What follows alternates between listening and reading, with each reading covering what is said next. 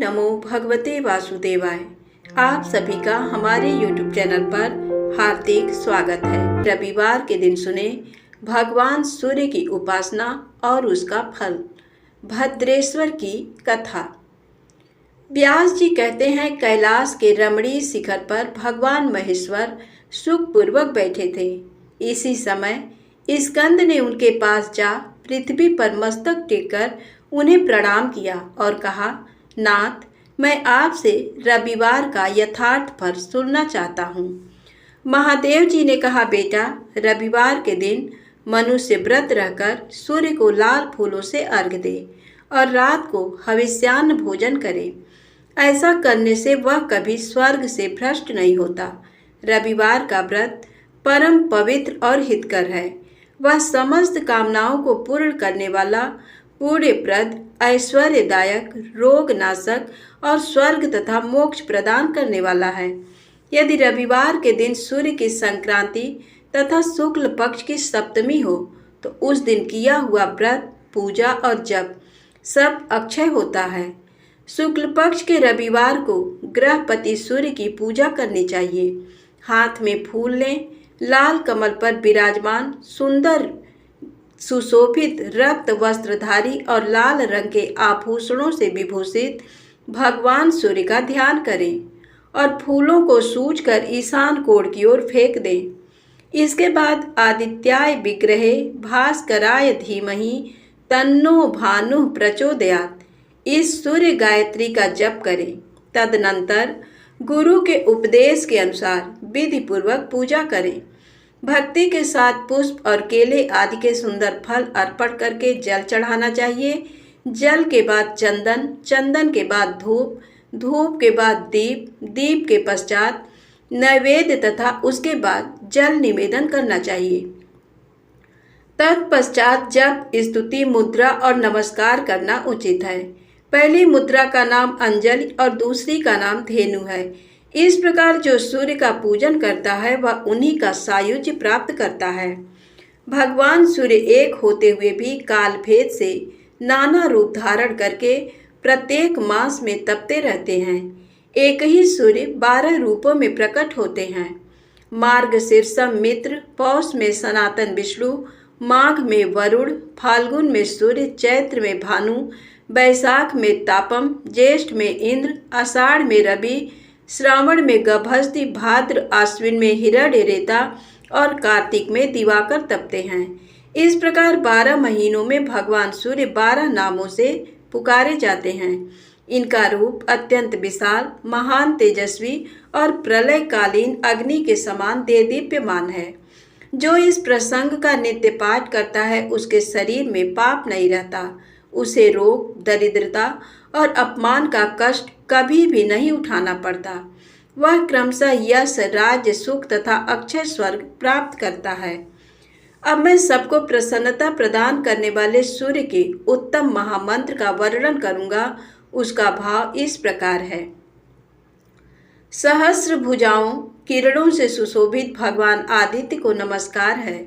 हाथ में कमल धारण करने वाले वरुण देव को बारंबार नमस्कार है।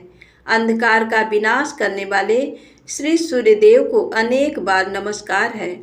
रश्मिमयी सहस्रों भुजाएं धारण करने वाले भानु को नमस्कार है। भगवान, तुम ही ब्रह्मा, तुम ही विष्णु और तुम ही रुद्र हो। तुम्हें नमस्कार है। तुम्हें संपूर्ण प्राणियों के भीतर अग्नि और वायु रूप से विराजमान हो। तुम्हें बारंबार प्रणाम है। तुम्हारी सर्वत्र गति और सब भूतों में स्थिति है। तुम्हारे बिना किसी भी वस्तु की सत्ता नहीं है। तुम इस चराचर जगत में समस्त देहधारियों के भीतर स्थित हो।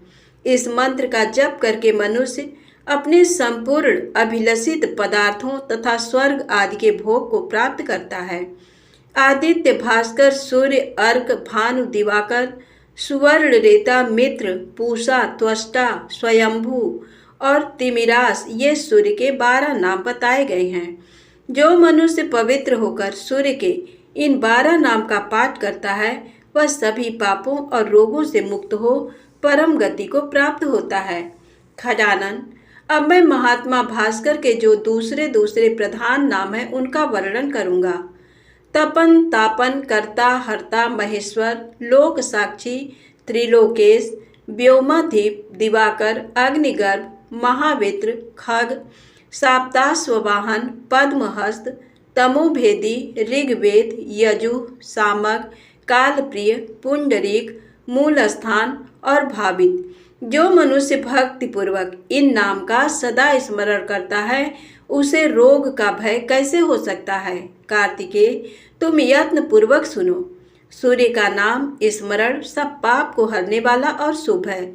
महामते आदित्य की महिमा विषय में तनिक भी संदेह नहीं करना चाहिए।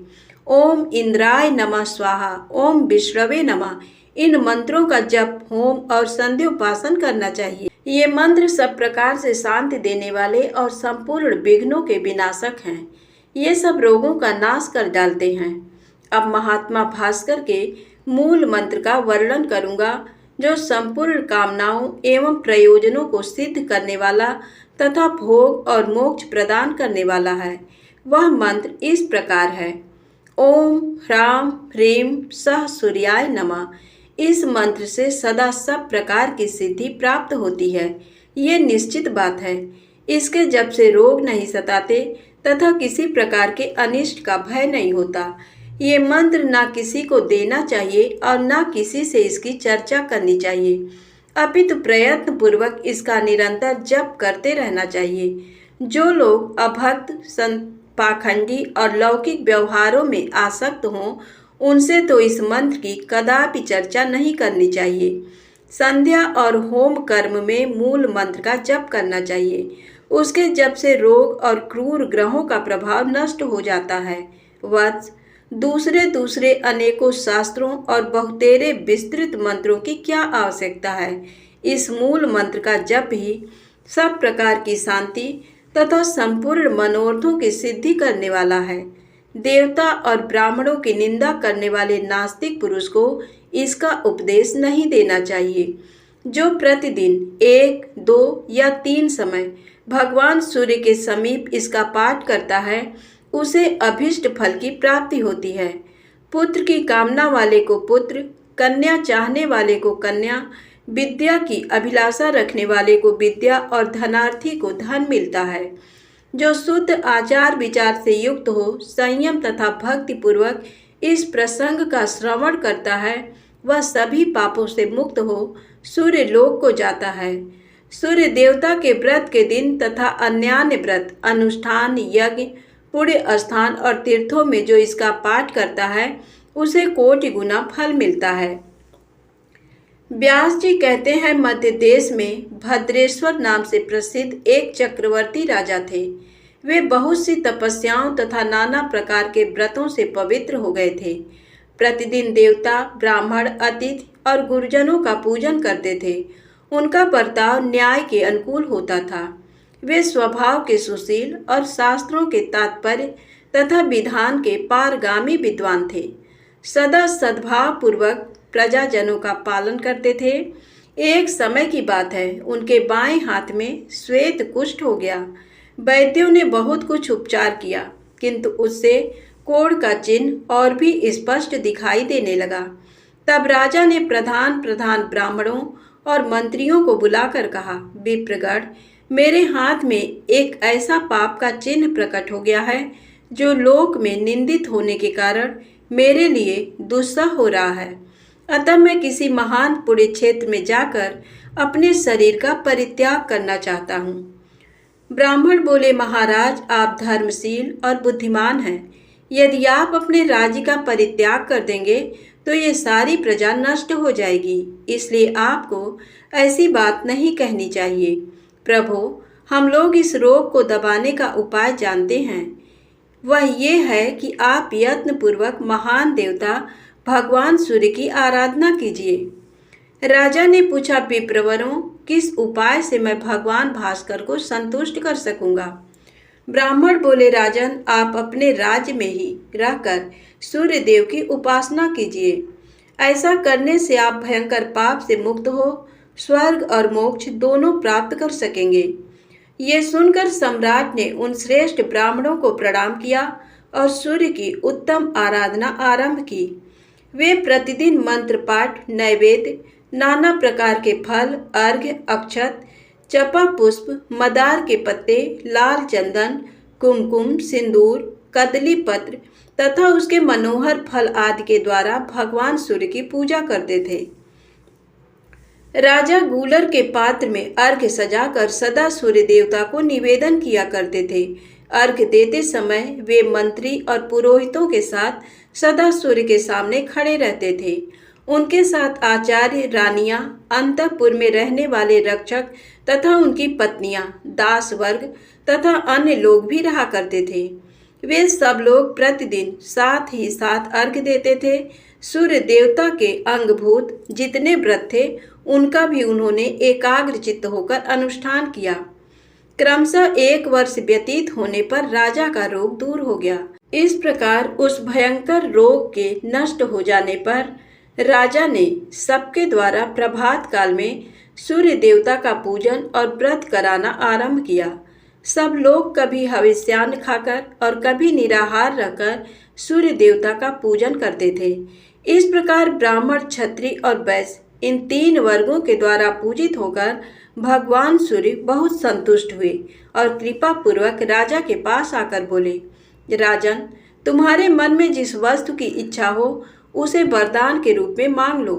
सेवकों और पुरवासियों सहित तुम सब लोगों का हित करने के लिए मैं उपस्थित हूँ। राजा ने कहा, सबको नेत्र प्रदान करने वाले भगवान, यदि आप मुझे अभीष्ट वरदान देना चाहते हैं तो ऐसी कृपा कीजिए कि हम सब लोग आपके पास रहकर ही सुखी हों। सूर्य बोले, राजन, तुम्हारे मंत्री, पुरोहित, ब्राह्मण, स्त्रियां तथा अन्य परिवार के लोग सभी शुद्ध होकर कल्प पर्यंत मेरे रमणीय धाम में निवास करें। व्यास जी कहते हैं, यूं कहकर संसार को नेत्र प्रदान करने वाले भगवान सूर्य वहीं अंतर्धान हो गए। तदनंतर राजा भद्रेश्वर अपने पुरवासियों सहित दिव्य लोक में आनंद का अनुभव करने लगे। वहाँ जो कीड़े मकोड़े आदि थे वे भी अपने पुत्र आदि के साथ प्रसन्नता पूर्वक स्वर्ग को सिधारे। इसी प्रकार राजा, ब्राह्मण, कठोर व्रतों का पालन करने वाले मुनि तथा क्षत्रिय आदि अन्य वर्ण सूर्य देवता के धाम में चले गए। जो मनुष्य पवित्रता पूर्वक इस प्रसंग का पाठ करता है उसके सब पाप का नाश हो जाता है तथा वह रुद्र की भांति इस पृथ्वी पर पूजित होता है। जो मानव संयम पूर्वक इसका श्रवण करता है उसे अभीष्ट फल की प्राप्ति होती है। इस अत्यंत गोपनीय रहस्य का भगवान सूर्य ने यमराज को उपदेश दिया था। भूमंडल पर तो व्यास के द्वारा ही इसका प्रचार हुआ है। ब्रह्मा जी कहते हैं, नारद, इस तरह नाना प्रकार के धर्मों का निर्णय सुनाकर भगवान व्यास सम्याप्रास में चले गए। तुम भी इस तत्व को श्रद्धा पूर्वक जानकर सुख से विचरो और समयानुसार भगवान श्री विष्णु के सुयश का सानंद गान करते रहो। साथ ही जगत को धर्म का उपदेश देते हुए जगत गुरु भगवान को प्रसन्न करो। धन्यवाद। दोस्तों, कहानी अच्छी लगी हो तो कृपया मेरे चैनल को सब्सक्राइब करके मेरा सहयोग करें। जय माता दी, जय भोलेनाथ।